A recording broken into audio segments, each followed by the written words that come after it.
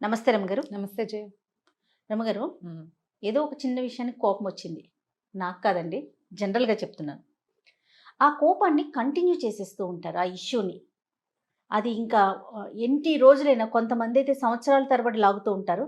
కొంతమంది ఒక 2-3 రోజులు, ఒక వారం. కోపం వచ్చిన సందర్భాన్ని బట్టి, ఆ ఇష్యూని బట్టి. ఇక లెగిచిన దగ్గర నుంచి పడుకునే వరకు ఆ కోపాన్ని రకరకాల విధాలుగా చూపించేస్తూనే ఉంటారు. ఇల్లు పాడైపోతుంది, ఆ వాతావరణం మొత్తం కలుషితం అయిపోతుందేమో అనిపిస్తుంది నాకు. వదిలేయలేకపోతారు ఆ అంశాన్ని. దాని ప్రభావం ఇంటి మీద ఉంటుంది కదా. ఖచ్చితంగా ఉంటుంది. ఇంటి మీద, ఇంట్లో వాళ్ళ మీద.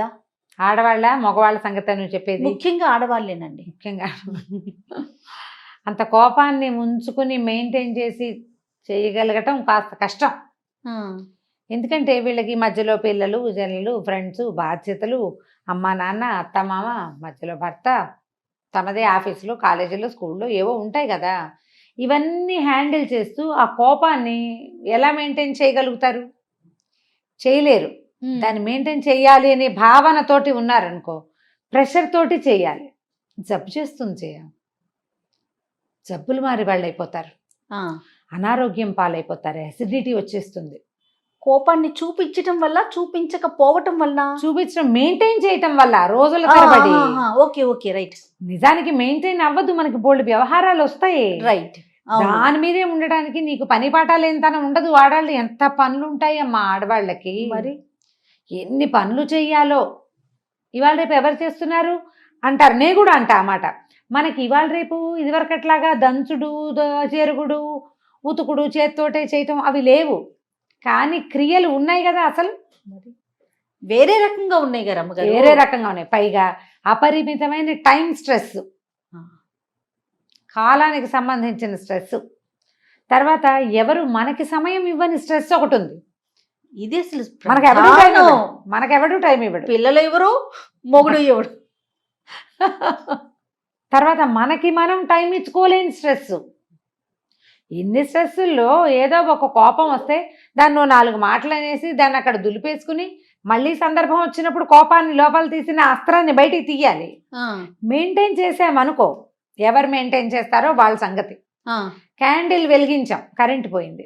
ఓకే, కరెంట్ వచ్చేసింది, ఊదేయాలిగా. దాన్ని ఆపేసుకుని మళ్ళీ కరెంట్ పోయినప్పుడు వెలిగించుకో. దాన్ని వెలిగించి ఉంచామనుకో, కరిగేది ఎవరు? క్యాండిల్ అయిపోతుంది కదా, అది అయిపోతుంది. ఇక్కడ క్యాండిల్ ఎవరు? మనం.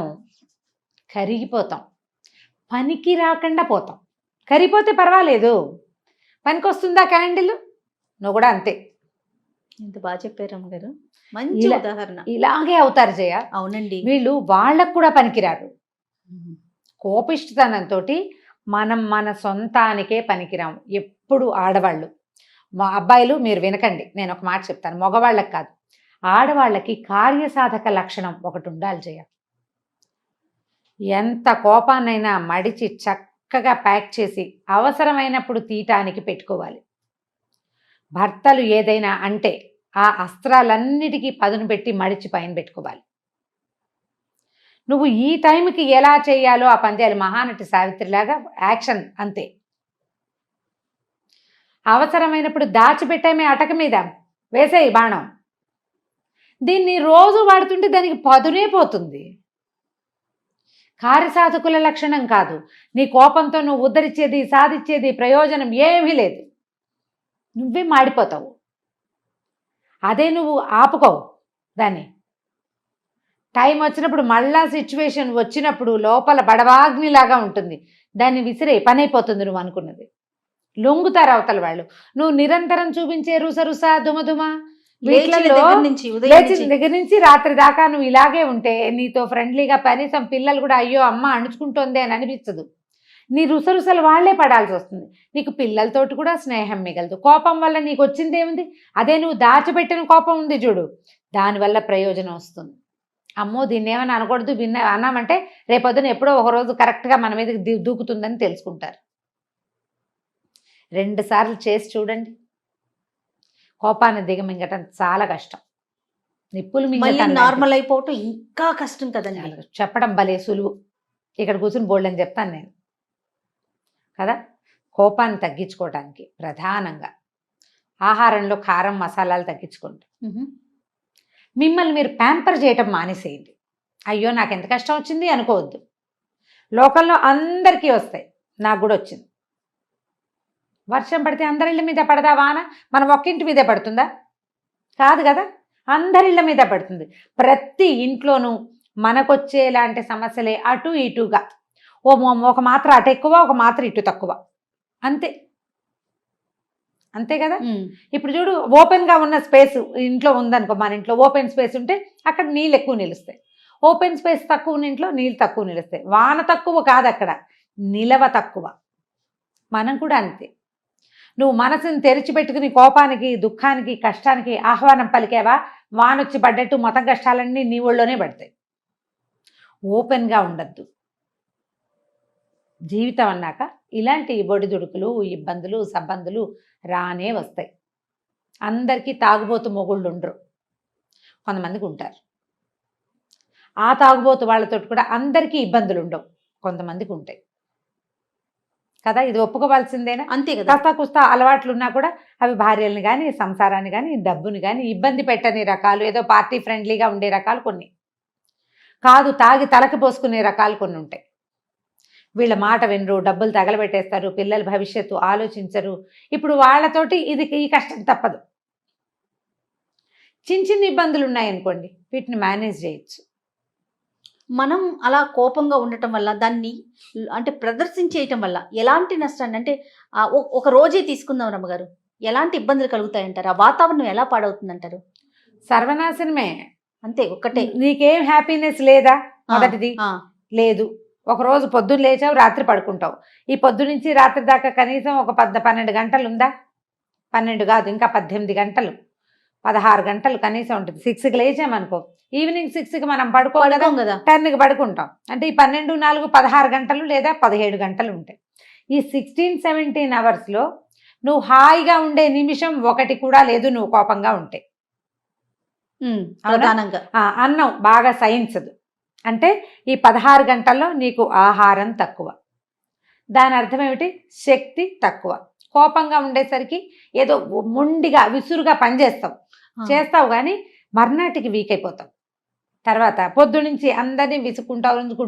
నువ్వు నీ పాత కోపాన్ని మర్చిపోక ఇప్పుడు నువ్వు దుమ్ములాడితే నీ విసురుని భరించినటువంటి ఏ పాపము ఎరగని కొంతమంది జనాలు ఉంటారు కదా. అందులో మన పని మనిషి ఉండొచ్చు, మన పక్కింటి ఆవిడ ఉండొచ్చు, మన కొలీగ్ ఉండొచ్చు, మన పిల్లలు ఎలాగూ ఉంటారు.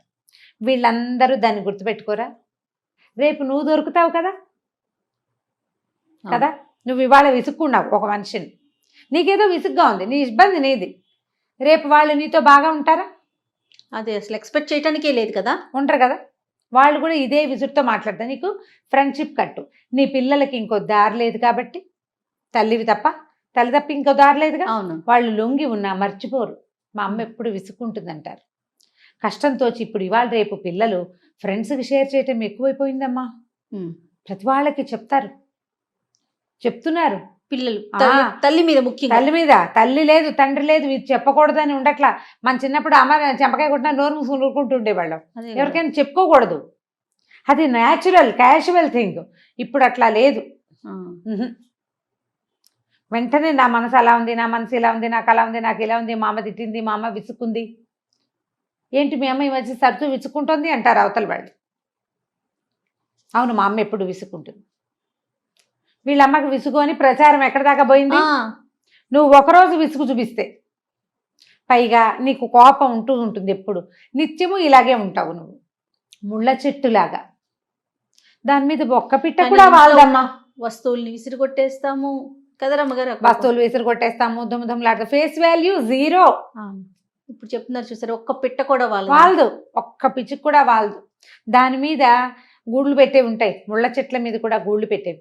వాటికి ఇంకో దారి లేకమ్మా. మన పిల్లల్లాగానే, మన పిల్లలకి వేరే దారి లేదు. కోపిష్టి తల్లైనా ఎట్లాగొట్లా అమ్మతో భరించి ఉంటారు. అలాగే తిట్లు, కేకలేతలు, విసుగులు, చిరాకులు, ఏదైనా విసిరు కొడితే అవి వీపు మీద 2 దెబ్బలు వేస్తే వాటిని భరించి పారిపోలేక ఉండిపోతారు. కొన్ని పిట్టలే వస్తాయి, పచ్చటి చెట్టు మీద వాలినట్టుగా. ముళ్ళ చెట్ల మీద పిట్టలు కూడా వాలవు. దానికి పువ్వులు ఉండవు. ఏ తుమ్మెద, ఏ తేనెటీగ, ఏ సీతాకోకచిలుక మన మీదకి రాదు. హ్యాపీనెస్ లేదు చూడు. ఏం ప్రయోజనం, ఏం సాధించాం మనం కోపంగా ఉండి? ప్రధానంగా కార్యసాధకులుగా ఉండండి. కోపంగా ఉండి ప్రయోజనం లేదు. ఎవరిది వాళ్ళు ఆలోచించుకోవాలి. ఇవాళ నేను చాలా విసుగ్గా ఉన్నా, దీనివల్ల నాకు కానీ నా సిచ్యువేషన్కి కానీ ఏదైనా ప్రయోజనం ఉందా అని ఆలోచించండి. ఒక మంచి సంస్కృత వాక్యం ఉంది, ప్రయోజనం అనుద్దిశ్య మందోపి న ప్రవర్తతే అని. ప్రయోజనం లేకుండా పిచ్చివాడు కూడా పనిచేయడు, చేయడు. దానికి ఒక ప్రయోజనం ఉంటుంది గ్యారంటీగా. ఏదో ఒక కోతి పని చేస్తాడు అనుకో, అందులో ఒక బ్లిస్, ఒక ఆనందం ఉంటుంది వాడికి. నీకేం ఆనందం ఉంది కోపిష్టితనంలో? ఏం లేదు కదా.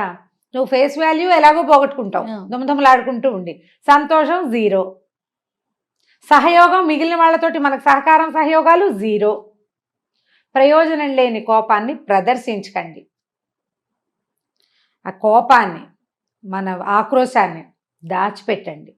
ఇంటి వాతావరణాన్ని పాడు చేసుకోవద్దు, మీ హెల్త్ పాడు చేసుకోవద్దు, మీ ఫేస్ వాల్యూ చెడగొట్టుకోకండి. ఒక విషయం మీద కోపం వచ్చి, ఒక వ్యక్తి వల్ల కోపం వస్తే మిగిలిన వ్యక్తులతోటి సంబంధ బాంధవ్యాలు చెడగొట్టుకోకండి. మనం మనిషి సంఘజీవి, మన సంఘాలు బుజ్జిబుజ్జివి, పిచ్చిక సంసారాల్లాగా అయిపోయాం మనం. ఇవి ఉన్న చిన్న పిచ్చిగూడుని ఎందుకు చెడగొట్టుకుంటాం? మీరు పిట్టలు చూడండి, 4 పుల్లలు తెచ్చి 2 గుడ్లు పెడతాయి, ఆ గుడ్ల మీదే కూర్చుంటాయి రోజు. ఈ గుడ్లు పిల్లలు అయ్యే టైంకి అప్పుడో పుల్ల తెచ్చి ఆ గూడుని పెద్దవి చేస్తాయి. అంత విసురుగా వస్తుంది పిచ్చిక. ఆ గూడు మీద వాలేటప్పుడు ఎంత స్మూత్గా ల్యాండ్ అవుతుందో. అవునండి, మనం కూడా అలా ఉండాలి. మన గూడు చెదరగొట్టుకోకూడదు. పిల్లల్ని పిచ్చికలు పిట్టలు ఎలా చేస్తే అబ్జర్వ్ చేస్తే మీకు తెలుస్తుంది. వీళ్ళని, వాళ్ళ మెంటల్ పీస్ని పాడు చేయటం, వాళ్ళ మనశ్శాంతిని పాడు చేయటం, వాళ్ళ పెంపకాన్ని పాడు చేయటం మనకి ఏ హక్కు లేదు. మనతో పాటు పుట్టిన పిల్లల్ని మనం సరిగ్గా చూడాలి. మనకు పుట్టిన పిల్లల్ని. నీ కోపం, నీ విసుగు, నీ చిరాకు, నీ ఎక్కడెక్కడి ఫ్రస్ట్రేషను వాళ్ళ మీద చూపిస్తే కుదరదుగా. కుదురుతుంది, పడతారు, తర్వాత నీతో ఉండరు. ఎప్పుడూ ప్రపంచంతో హాయిగా ఉండలేరు. వాళ్ళకి ఇదే తెలుసు. కొన్నాళ్ళ పైగా వాళ్ళు కూడా ఇలాగే తయారవుతారు. నీతో పాటు నీ పిల్లలు కూడా ముళ్ళ చెట్లుగా మారితే ఓకేనా? ఏ అమ్మకైనా మన పిల్లలు బాగుండాలని కోరుకుంటాం కదా. ఆలోచించండి. కోప ప్రదర్శన ఎక్కువగా చేయొద్దు సిచ్యువేషన్లో. తర్వాత నిద్రలేసరికి మళ్ళీ మామూలే, యథాప్రకారం నడిపించుకుంటూ వెళ్ళాలి. అంతే. కోపాన్ని దాచిపెట్టండి, దాన్ని ఒక అగ్నిగోళంలాగా తయారు చేసి పెట్టుకోండి. అవసరమైతే ఆ గోళాన్ని తీసి విసిరండి, అప్పటి వరకు వదిలేయండి. అంతేనండి? అంతే. సూపర్ అమ్మగారు. నమస్తే. నమస్తే.